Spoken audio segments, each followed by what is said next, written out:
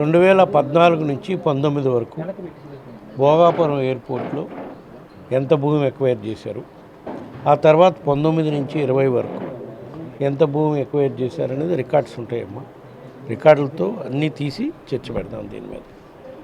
తప్పకుండా Bhogapuram airport YS Jaganmohan Reddy గారు ముఖ్యమంత్రిగా ఉన్నప్పుడు దానిపై ప్రత్యేక దృష్టి పెట్టి ఉత్తరాంధ్ర అభివృద్ధి కావాలంటే భోగాపురం ఇంటర్నేషనల్ ఎయిర్పోర్టు ఉండే సమస్యలన్నీ పరిష్కారం చేయాలని చెప్పి ఒక టీమును పెట్టి అక్కడ ల్యాండ్ ఎక్విజిషన్ ప్రాబ్లమ్స్ అన్నీ పరిష్కారం చేసి వాళ్ళ కాంపెన్సేషన్ ఇచ్చి భూమి పూజ చేసి పనులు ప్రారంభించడం జరిగింది. పనులు ప్రారంభించే రోజు కూడా అనౌన్స్ చేశారు.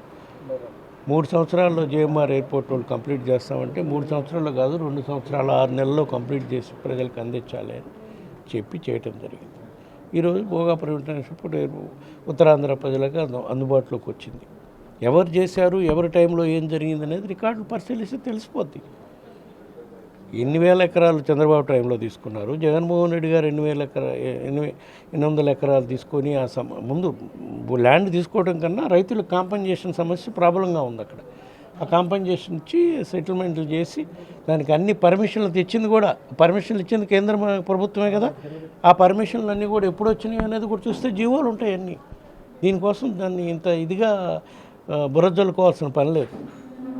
తప్పకుండా మా పార్టీ తరఫున మేము ఉత్తరాంధ్ర అభివృద్ధి చెందాలంటే భోగాపురం ఎయిర్పోర్ట్ అభివృద్ధి చెందాలి అని చెప్పి దానిపై ప్రత్యేక దృష్టి పెట్టి చేయటమే కాదు, ఇదే కాదు, ఉత్తరాంధ్ర అభివృద్ధికి ఉపయోగపడాలనే మూలపేట పోర్టు కూడా దాదాపు 70% పనులు కూడా కంప్లీట్ చేయడం జరిగింది. ఆ తర్వాత రామాయపట్నం కానీ ఇవన్నీ కూడా మెయిన్ ఉత్తరాంధ్ర గురించి మాట్లాడుతున్నాం కాబట్టి మూలపేట పోర్టు కూడా చేశాం కాబట్టి ఇవన్నీ ఊరక రాజకీయంగా క్రెడిట్ అదే చోరీ అనే కార్యక్రమం మొదలుపెట్టి క్రెడిట్ తీసుకోవాలని ప్రయత్నం చేయటం మీడియా ద్వారా ప్రచారం చేసుకునే కార్యక్రమే. కానీ ఏదైనా సరే ఈరోజు ఉత్తరాంధ్ర అభివృద్ధికి భోగాపురం ఇంటర్నేషనల్ ఎయిర్పోర్టు అన్ని విధాలు అందుబాటులో రావడం మంచి పరిణామం.